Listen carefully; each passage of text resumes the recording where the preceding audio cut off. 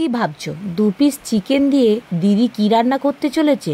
মাথা খারাপ হয়ে যাচ্ছে নাকি? ভুলভাল রান্না দেখাচ্ছে? কিছুই না, ভিডিওটা তার জন্য তো দেখতে হবে নাকি, তাহলে তো বুঝতে পারবে আমি কি করতে চলেছি। বেশ কয়েকদিন ধরে এই ইপ্পি ম্যাগিটা ছেলে আমার সাথে গিয়ে মার্কেট থেকে নিয়ে এসেছিল, তাই ভাবছিলাম কি করে এই ম্যাগিটা বানানো যায়। তাই 2-3 পিস সলিড চিকেন ছিল, আর এই সলিড চিকেনটা একদমই কেউ খেতে চায় না, তাই ম্যাগির সাথে 3 পিস সলিড চিকেনটাকেও সেদ্ধ করে নিলাম। এবারে এই যে ম্যাগিটাকে জল ঝরিয়ে নিলাম, আলাদা করে কিন্তু চিকেনটাকে সাইড করে নিয়েছি, তারপরে ম্যাগিটাকেও জল ঝরিয়ে নিলাম। আর এই যে চিকেনের যে জলটা আছে মানে স্টুটা আছে সেটা কিন্তু ফেলবো না, এটা পরে কাজে লাগবে। এতটা কাজে লাগবে না কিন্তু কাজে লাগবে, অল্প একটু হলেও লাগবে। এবারে গ্যাসের উপর একটা প্যান বসিয়ে নিয়েছি, আর একটুখানি সাদা তেল দিয়ে দিয়েছি, আর রসুন কুচি দিয়েছি। একদম রসুনটাকে একদম লাল লাল করে ভেজে নিয়ে তারপরে দিয়ে দিলাম একদম সরু সরু করে কেটে রাখা গাজর, ক্যাপসিকাম। তোমাদের ঘরে যে কটা সবজি আছে সবই দিতে পারো। আর এখানে মিডিয়াম সাইজের 2টো পেঁয়াজ নিয়েছি, সেটাকেও একদম কেটে নিয়েছি, সেটাকেও দিয়ে দিলাম, দিয়ে ভালো করে ভেজে নিলাম।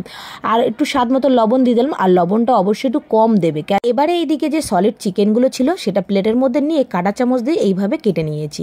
দেখতে পাচ্ছ কত সুন্দরভাবে কাটা হয়ে গেছে।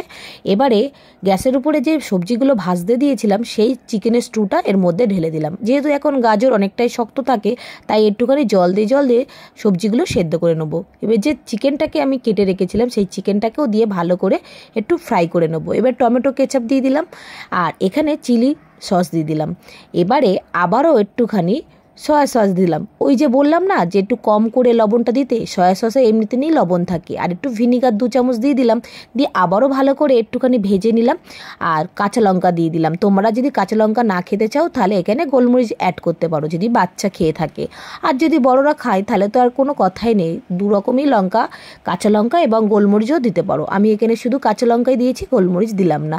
এবার ম্যাগিটাকে দিয়ে আর ম্যাগির যে মশলাটা ছিল সেটাকেও দিয়ে আবার একটু ভালো করে নাড়াচাড়া করে নিলাম। আর হ্যাঁ, কে কোথা থেকে ভিডিওটা দেখছো অবশ্যই কিন্তু কমেন্ট করো, তবেই তো ধন্যবাদ জানাবো নাকি। হয়ে গেল আমাদের চিকেন ম্যাগি চাও। তোমাদের কেমন লাগলো অবশ্যই কমেন্ট করো।